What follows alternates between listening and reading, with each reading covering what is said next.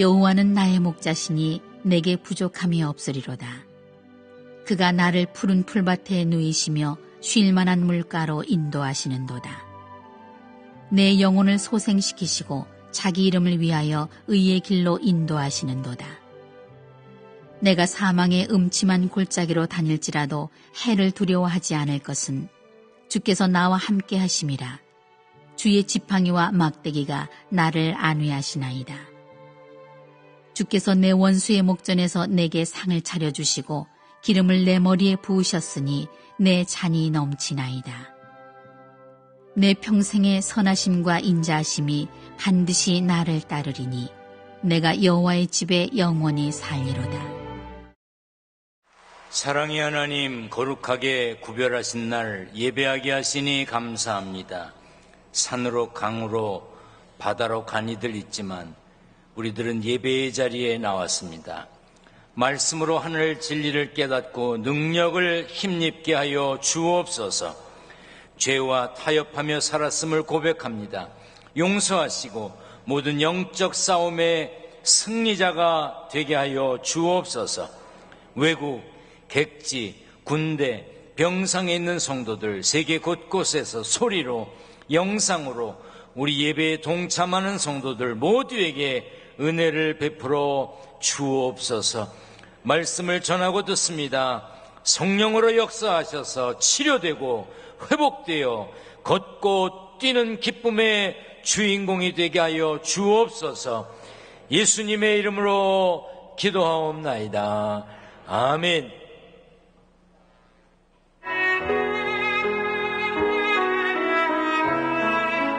할렐루야. 모잠비크 땅에 다녀왔습니다. 굉장히 두려웠고 떨렸고 가슴 설레는 그런 마음을 가지고 준비하고 떠났는데, 그곳에서 만난 선교사님들과 또한 어린아이들, 그곳에 있는 성도들을 만났을 때 더 가슴이 아프고 한편으로는 감동이었고 은혜의 여정이었습니다. 7개의 교회를 돌아보고 또 봉헌 예배를 참여하면서 왜 우리가 아프리카 땅에 교회를 지어야 하고 또 선교사님들을 보내야 하고 또 우리가 와서 보고 가야 하는지를 조금이나마 미력하게나마 알 수 있었을 것 같습니다. 우리는 무언가를 주려고 아프리카에 왔다고 생각을 했는데 그것이 아니라 우리가 오히려 더 많은 것을 얻고 받고 그리고 돌아가고 있는 것 같습니다. 꼭 한 번쯤은 아프리카 땅을 밟아보시기를 바라겠습니다. 선교여행 함께했던 이영민 목사입니다. 7교회를 방문하고 또 봉헌식을 하면서 그들의 모든 사역 속에 정말 감독님과 우리 기둥교회가 함께했다는 것을 느낄 수 있었습니다. 봉헌식의 감동은 말로 다 표현할 수 없었고 2시간 30분의 짧은 예배라고 하지만 감동을 주체할 수 없었던 아쉬운 예배가 아니었나 생각합니다. 우리 앞으로 11개 교회, 아니 더 많은 교회들이 이 땅에 심겨져서 하나님의 아름다운 사역이 모자미크를 통해서 더 크게 확장되길 기대합니다. 이번 보벌레 기둥교회 성전 봉헌식 때 저는 울컥하는 마음이 들었습니다.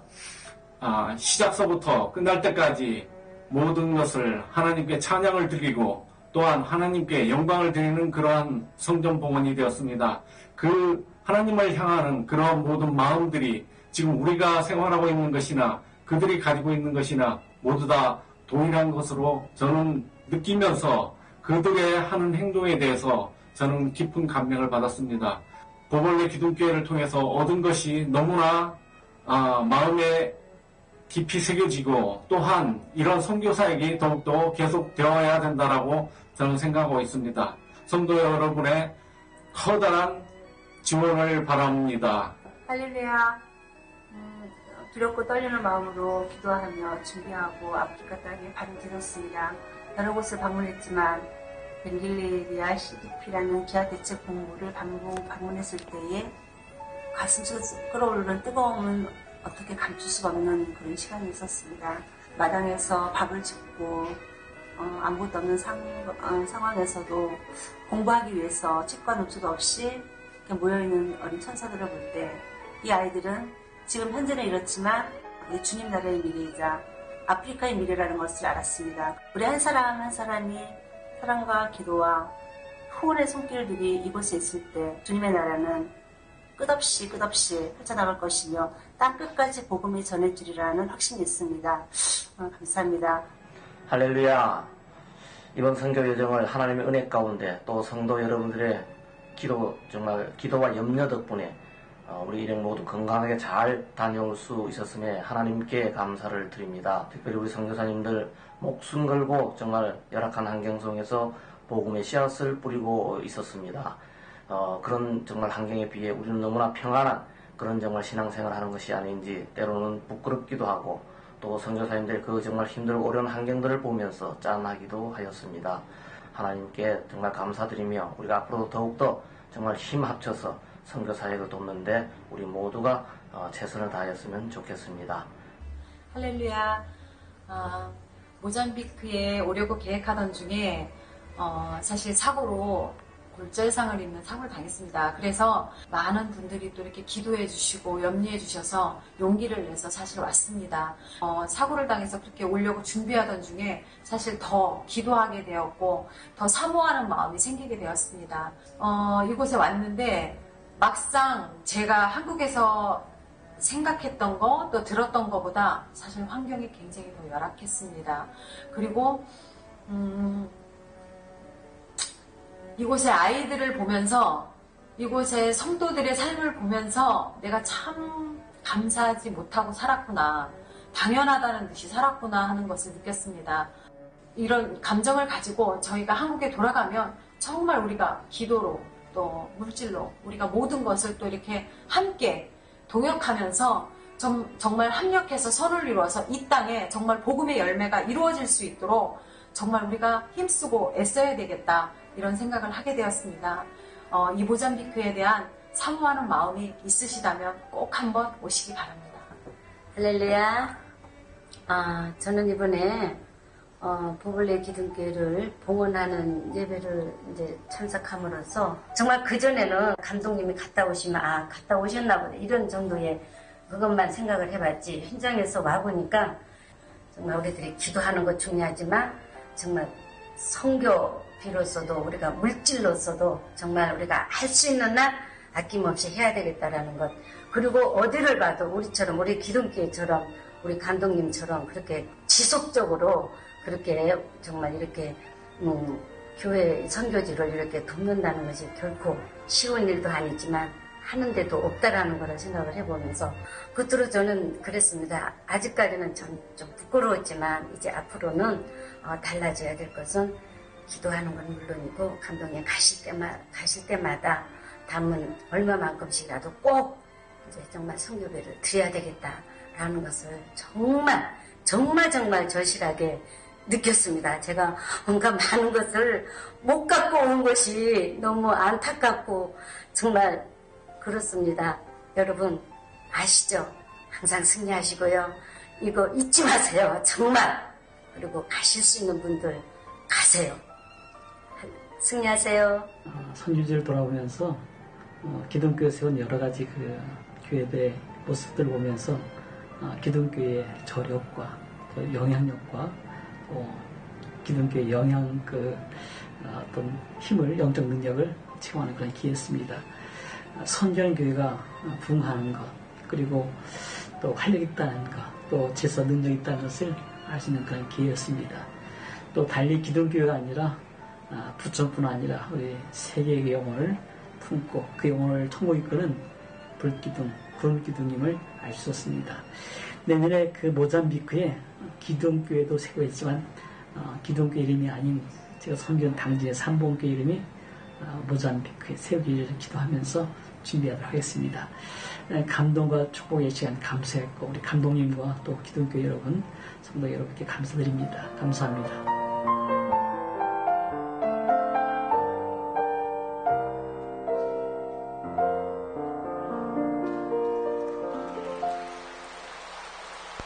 감사합니다. 여러분들도 선교지에 대한 관심을 가지시고 기도해 주시기를 주님의 이름으로 부탁드립니다. 우리가 일할 수 있는 거, 또 도울 수 있는 거, 하나님이 주신 은혜요 축복이고 또 우리를 통로 삼으신 것에 대해서 감사드립니다. 여러분들 모두가 축복의 또 나눔의 베풀매 통로가 되시기를 축원합니다. 우리 옆에 분과 인사합니다. 우리 축복의 통로입니다. 이렇게 인사합니다. 많은 분들이 시편 23편은 다윗이 어릴 때 목동일 때 썼을 것으로 생각합니다.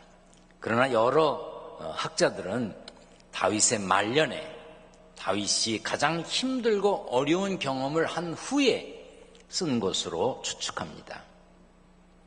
내가 사망의 음침한 골짜기로 다닐지라도 원수의 눈앞에서 내게 상을 차려주시고 이런 표현은 전쟁 같은 치열한 삶을 산 사람의 입에서 나올 수 있는 신앙적인 표현입니다.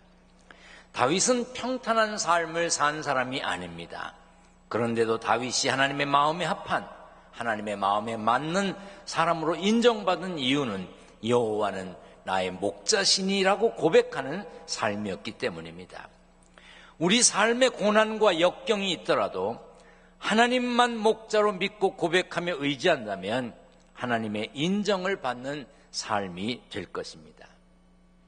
저는 많은 교회를 가보았습니다. 부흥회를 가기도 하고 또 행사 집례로 가고 여러 이유로 가게 되는데 많은 교회들이 예수님에 대한 그림을 붙여놨습니다. 교회 바깥에 혹은 교회 안쪽에 예수님이 환하게 웃는 그림을 그려놓은 교회도 있고 예수님이 기도하시는 모습 또 예수님이 십자가를 지고 가는 모습 여러 그림이 있어요.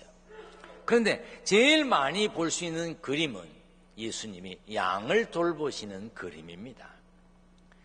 기둥교회도 본성전 1층 현관에서 들어오자마자 양을 돌보는 그림이 있습니다.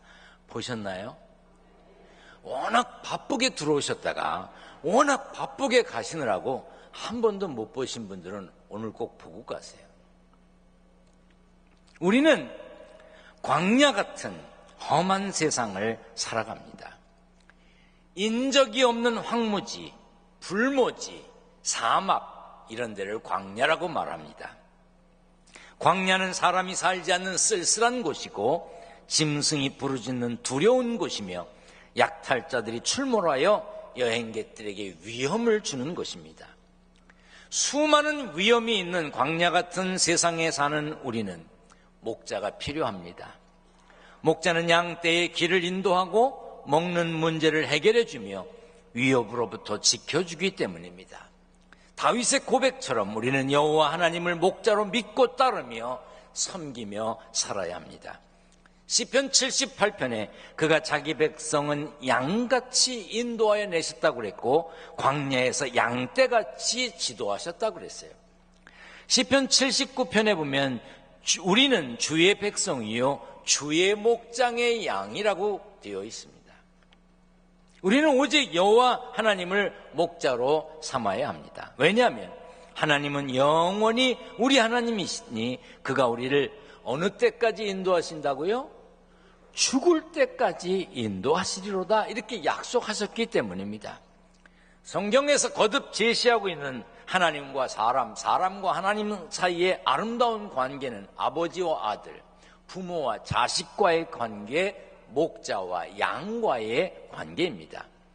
여호와는 나의 목자라는 말은 인간과 창조주 하나님 사이에 심오하면서도 실제적인 관계를 암시하는 것입니다. 이 말은 한낱 유한한 인간이 전능하신 하나님의 아낌받는 대상이 되었다는 뜻입니다. 우리나라에서 제일 흔한 욕이 있죠. 여러분들 중에도 아직도 이런 욕을 하고 사는 분이 계시고 지난 한 주간 동안 이런 욕을 들으신 분도 계실 겁니다. 복날에 고난당하는 짐승, 그 짐승을 앞에다 붙여서 하는 욕을 많이 하고 많이 듣습니다. 지난 주간에도 별 생각 없이 했던 분들이 계실 겁니다. 운전하다가 앞에 확 끼어드는 사람 보고 저런 착한 분 계신가 이랬어요? 아마 이런 소리 했을지도 몰라. 개 같은 놈, 개자식, 개새끼. 근데 내가 가만히 생각해보니까 왜 개예요? 에? 제가 뭐 이게 왜 개인지는 찾아보지 않았어요. 뭐 그런 것까지 찾아볼 필요는 없고, 뭘 얘기하려고 그러냐면 중동 지방에서는요, 양 같은 놈, 양새끼 이 소리를 싫어한다네. 왜 그러나? 그들의 생각에 양은 생각이 모자라고 고집이 세고 남의 말을 들을 줄 모르고 지저분한 짐승의 대명사래요. 그래서 양과 연결돼서 말하면 아주 기분 나빠한답니다. 우리는 보통 양이 순하고 착하고 힘이 없는 연약한 동물이라고 생각합니다. 하지만 양이 힘 세대요. 앞발을 뻗어서 버티면 끌고 가기가 어렵답니다. 그리고 양이 그렇게 착하고 순하고 그런 짐승이 아니래요. 그래서 사실 목양, 이 목회하는 걸 목양이라고 그러는데, 그래서 목양하는 목사들이 힘들대잖아. 양들이 그렇게 착하지 않거든요. 이사야 53장에 보면 우리는 다 양 같아서 그릇 행한다. 양이 그릇 행한데 잘못 행한대. 양에게는 꼭 목자가 있어야 합니다. 양은 누군가의 도움이, 돌봄이 절대로 필요한 존재입니다. 그런데 우리 주위에는 목자 없는 양 같은 불쌍하고 안쓰러운 영혼들이 많습니다. 그래서 모세는 이렇게 간구했습니다. 여호와의 회중이 목자 없는 양과 같이 되지 않게 하옵소서. 선지자 미가야는 온 이스라엘이 목자 없는 양같이 산에 흩어졌다고 했고, 예수님은 큰 무리를 보시고 그 목자 없는 양 같음으로 인하여 불쌍히 여기셨다고 그랬어요. 불쌍하고 딱한 사람은 선한 길로 인도해 줄 목자가 없는 사람, 자신이 나쁜 길을 가더라도 옳은 길로 가라고 지도해 줄 목자가 없는 사람, 하나님 없이도 얼마든지 잘 살 수 있다고 믿고 사는 어리석은 사람, 그 사람이 불쌍한 사람입니다. 하나님은 우리에게 반복적으로 말씀하십니다. 너희는 연약하다. 너희는 스스로 지킬 수가 없다. 내 인도와 보호 아래 있어야 한다. 성경에 보면 계속 말씀하십니다. 하지만 양처럼 고집센 인간들은 그 말씀을 무시하고 혼자서도 얼마든지 잘 살 수 있다고 큰소리칩니다. 마태복음 9장에 보면 예수님은 무리를 보시고 불쌍히 여기시니 이는 그들이 목자 없는 양과 같이 고생하며 기진함이라. 목자 없는 양은 고생하고 기진해. 그럼에도 불구하고 많은 사람들이 하나님 없이 살려고 합니다. 심지어 하나님을 아버지라고 고백하는 그리스도인들 중에도 하나님의 말씀을 따라 살아가야 될 필요성을 절박하게 느끼지 못하고 사는 사람들이 많이 있습니다. 우리는 전능하신 하나님을 나의 목자라고 고백하며 따르는 삶이 되어야 합니다. 우리는 다윗처럼 여호와는 나의 목자시니 내게 부족함이 없으리로다, 이런 고백을 할 수 있어야 돼요. 따라서 합니다. 여호와는 나의 목자시니. 뭐 다른 사람의 목자, 목사님의 목자 아니에요. 여호와는 나의 목자가 되실 때 내게 부족함이 없는 거예요. 따라서 합니다. 여호와는 나의 목자시니 내게 부족함이 없으리로다. 부족함이 없다는 건 선한 목자의 돌보심에 완전히 만족하고 있어서 더 이상 바랄 것이 없다는 의미입니다. 그런데 목자이신 하나님이시지만 우리가 원하는 모든 것을 다 주시지는 않습니다. 부모가 아이들이 사고 싶다고 다 사줍니까? 먹고 싶다고 다 줍니까? 입고 싶다고 다 해줘요? 갖고 싶다고 다 줍니까? 그건 오히려 아이를 망치는 거예요. 제가 지난번에 손자를 만나러 갔는데요. 이게 오후 2시, 3시 이때쯤 되면요, 피곤하잖아요. 그럴 때요, 달달한 거 먹으면 아주 좋습니다. 안 그래요? 오후 2시쯤 달달한 거 먹으면 아주 기분이 좋다고요. 그래서 제가 아이스크림을 먹으려고 이렇게 하는데 손자가 옆에 왔어요. 뭔지 자꾸 쳐다보는 거예요. 그래서 제가 한 숟갈 떠서 입에다 넣어줬어요. 좋아할까요? 좋아할까요? 좋아하지. 달달한 게 입에 들어가는데 얼마나 좋아해? 그런데 그거 주면 안 된다고 하는 여인이 있더라고. 안 된대. 그래서 아니 왜 안 되냐? 그랬더니 그걸 먹기 시작하면 밥 안 먹는다는 거예요. 그래서 아니 뭐 내가 기분 좋게 줬는데 그걸 안 된다는데 뭐 또 줄 거 뭐 있어. 나도 관뒀지. 나도 못 먹었어. 덕분에. 왜 못 먹게 해? 그거 먹으면 안 되기 때문에 못 먹게 하는 거야. 내가 뭐 독약을 줬어? 뭐 그렇게 정색할 필요가 뭐 있어? 하나님이 목자가 되었다고, 하나님이 목자라고 고백한다고, 하나님의 말씀을 따르며 산다고 해서 하나님이 우리에게 다 주시는 게 아니다 이 말이에요. 정말 우리에게 필요한 것은요, 하나님이 내 목자가 되시느냐 하는 거예요. 내게 부족함이 없으리로다 하는 이 말씀을 번역한 걸 여러 가지로 보면, 영어 성경에 보면 나는 부족이 없습니다. 다른 번역에는 나는 원하는 게 없습니다. 다른 번역에 보면 나는 필요한 게 없습니다. 그 말이에요. 아니 왜 필요한 게 없어? 하나님이 내 목자가 되시면 내게 더 필요한 것이 없고 충분하다는 거예요. 이것이 우리에게 가장 중요하고 기초적인 고백입니다. 여러분, 어디를 가게 되는데 조그만 애가 기저귀 챙기고 젖병 챙기고 간식 챙기고 그래요? 엄마가 챙기는 거야. 가자 그러면 그냥 끌려가면 되는 거예요. 따라가면 되는 거예요. 어린아이에게 있어서는 엄마만 있으면 부족함이 없는 거예요. 할렐루야. 신앙생활하는 우리도 마찬가지입니다. 여호와가 내 목자가 되시지 않기 때문에 문제가 되는 거예요.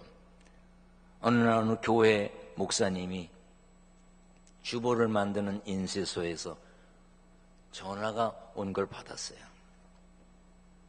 인쇄소에서 연락 오기를 뭐라고 하냐, 목사님 주보에 설교 제목이 없네요. 그랬어요.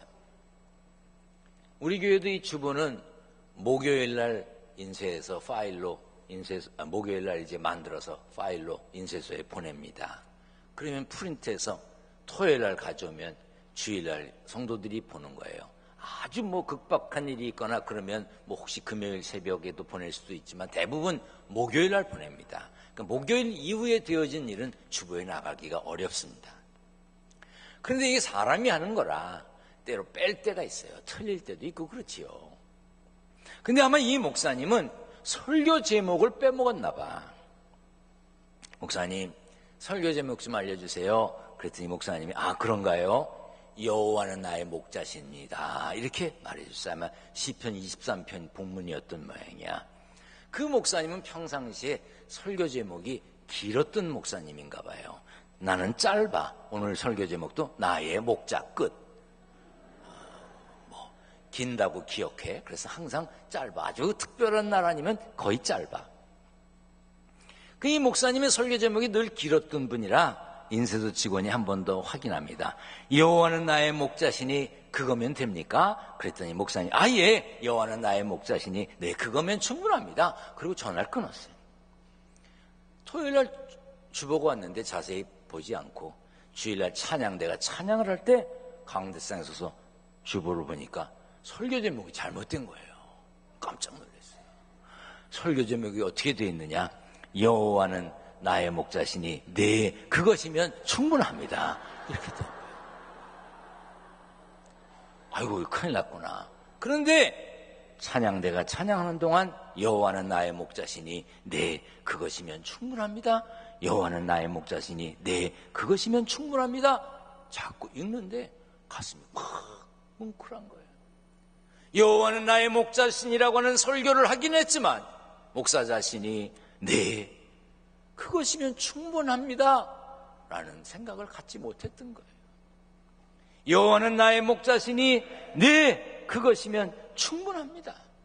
그런데 우리는 충분하다고 느끼지 못하고 살고 있어요.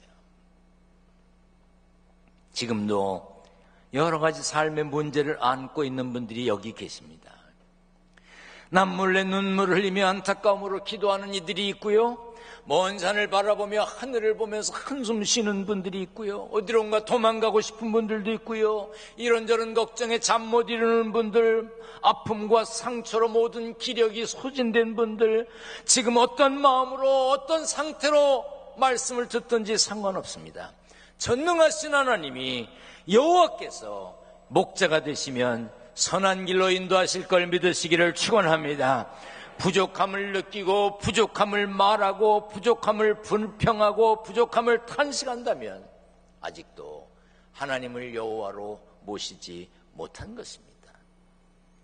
독일의 철학자 쇼펜하우어가 이런 말을 했어요. 인간은 고통을 느끼지만 고통이 없다는 것은 못 느낀다. 두려움은 느끼지만 평안은 못 느끼며 갈증이나 욕망은 느끼지만 그것이 이루어지면 금세 잊어버린다. 마치 심한 갈증으로 허겁지겁 물을 마신 후에는 남은 물을 버리는 것처럼, 그렇게 목말라서 물 마시고 싶어서 막 몸부림치다가 물을 마시면요, 벌컥 물을 마시지만 남은 물 어떡합니까? 그렇게 마시고 싶었고 그렇게 귀한 물인데 확 버립니다. 마시고 남으면 버려. 이게 인간입니다. 우리는 어떤지요? 하나님을 섬기는 거, 하나님을 찾는 것도 그렇지 않은지요? 하나님의 인도하심에, 하나님의 말씀에 순종하면서 기도하며 기다리면 하나님의 때가 올 텐데, 우리가 정말 하나님을 갈증에 물 마시고 나서 버리듯 하는 적은 없느냐 그 말이에요. 하나님의 목자시라면 고난의 계곡도 시련의 골짜기도 얼마든지 기도하면서 지나갈 수 있습니다. 찬양할 수 있습니다. 하나님의 말씀을 믿고 순종하며 여호와를 목자로 삼은 사람답게 부족함이 없음을 고백하는 믿음의 승리자들이 되시기를 축원합니다. 축원합니다. 전능하신 하나님 감사합니다.